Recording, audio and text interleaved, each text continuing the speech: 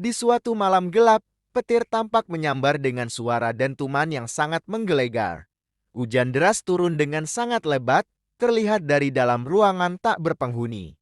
Ada seseorang yang sedang mencari sesuatu dengan mengobrak-abrik semua barang.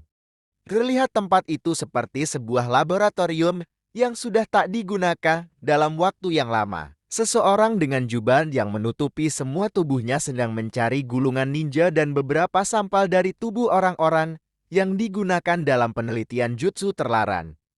Rupanya tempat itu adalah markas Orochimaru yang sudah tak terpakai.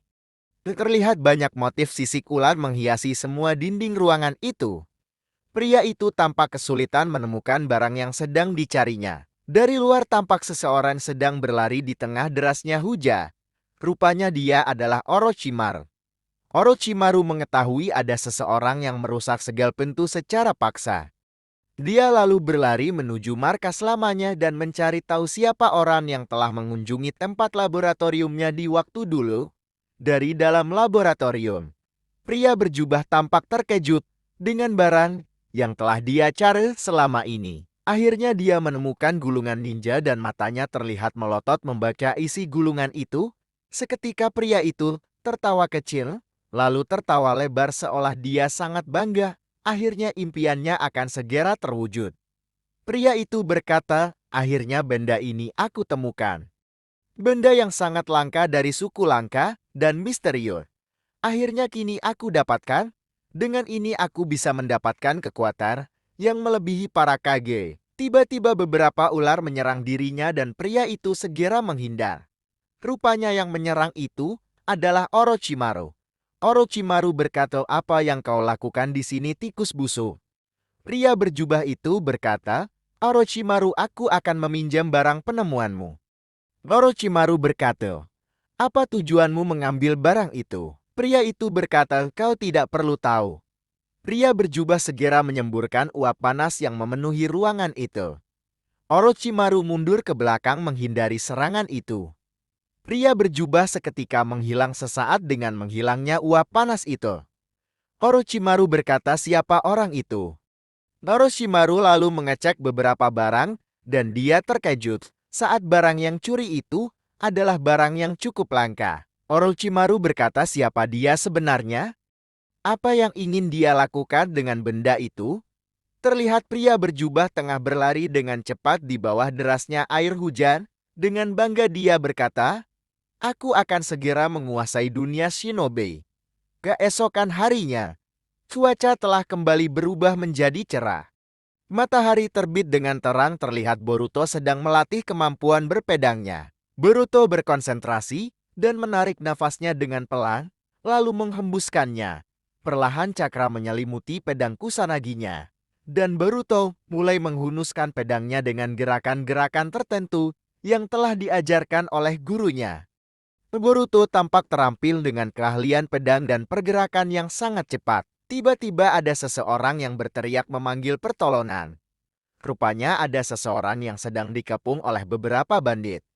Mereka telah mengalahkan para pengawalnya. Bandit itu berkata, inilah akibatnya. Jika melawan kami, sekarang cepat serahkan hartamu. Seseorang itu sangat ketakutan. Dan bandit itu mengancam dengan mengarahkan kunainya. Tiba-tiba bandit itu terkena serangan Rasengan kecil yang dilempar oleh Boruto, sehingga membuatnya terdorong jauh hingga menghancurkan beberapa pohon. Teman bandit yang lain terkejut, siapa yang telah menyerang mereka? Saat mereka menoleh, rupanya Boruto datang dan berkata, jika kalian masih sayang nyawa, cepat tinggalkan orang itu. Semua bandit tampak ketakutan setelah melihat kekuatan Boruto. Mereka langsung berlari dengan kencan meninggalkan tempat itu. Boruto lalu mendekati seseorang yang hampir menjadi korban perampokan. Boruto berkata, apakah Anda baik-baik saja? Pria itu berkata, ya saya baik-baik saja, tapi dua pengawal saya sepertinya mereka terluka berat. Boruto lalu memeriksa keadaan dua pengawal itu dan merawatnya. Terlihat Boruto menggunakan kekuatan karma untuk menyembuhkan luka pengawal itu. Tak lama kemudian dua pengawal kembali sadar. Pria itu tampak terkejut karena melihat seorang shinobi yang sangat kuat dan juga memiliki hati yang baik. Pria itu bertanya, siapa namamu? Boruto menjawab, aku adalah Boruto Uzumaki. Pria itu berkata, namaku adalah Kagaya. Kau sepertinya shinobi yang kuat. Apakah kau mau bekerja untukku? Aku membutuhkan seseorang yang kuat sepertimu. Boruto berkata, memangnya apa yang bisa saya bantu? Kagaya berkata, sebenarnya aku tidak menyangka jika tempat ini ternyata ada bandit-bandit yang mengincar orang yang lewat. Maukah kamu mengantar kami sampai pada desa bunga? Sebenarnya kami sedang melakukan transaksi benda berharga dengan desa lain. Kami takut akan ada bandit lain yang menyerang. Boruto lalu berkata, baiklah, aku bersedia mengantarmu. Kagaya dan pengawalnya tampak senang. Mereka lalu melanjutkan perjalanan mereka. Berkat adanya Boruto, perjalanan mereka menjadi sangat aman dan selamat. Rupanya mereka berasal dari desa angin menuju desa bunga untuk bertukar barang keramik langka. Sesampainya di desa bunga, mereka tampak melewati jembatan kecil. Terlihat pemandangan hutan yang sangat indah dengan berbagai pohon berwarna dan juga bunga-bunga yang bermekaran. Sekilas Boruto tampak melihat naga kecil yang sedang terbang. Boruto lalu bertanya, apakah kalian melihat naga kecil itu? Pengawal yang di samping Boruto mencari naga kecil yang dimaksud Boruto, namun mereka tidak menemukannya. Pengawal itu berkata, naga yang mana Boruto? Boruto lalu menunjukkan posisi naga kecil itu, namun saat menolehnya kembali naga itu telah menghilang. Boruto berkata, apakah itu hanya perasaanku saja? Akhirnya mereka telah sampai pada sebuah bangunan rumah pemimpin desa bunga. Mereka menyambut kedatangan Kagaya dengan ramah. Kelihat Kagaya dan pengawalnya mengeluarkan beberapa porselen yang sangat indah di hadapan pemimpin desa bunga bernama Kazumi. Seorang ratu cantik dengan perangai baik hati dan senyuman yang menawan, serta memiliki paras yang cantik dan anggun.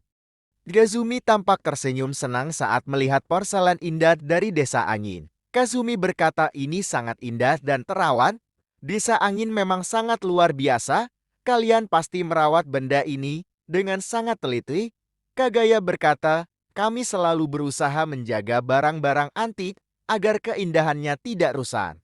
Kami bahagia desa bunga mau membeli barang ini. Kazumi lalu menyuruh dayangnya untuk menyerahkan uang sesuai dengan kesepakatan. Kagaya tampak senang transaksinya berjalan dengan baik. Kazumi berkata, kalian pasti lelah setelah menempuh perjalanan jauh.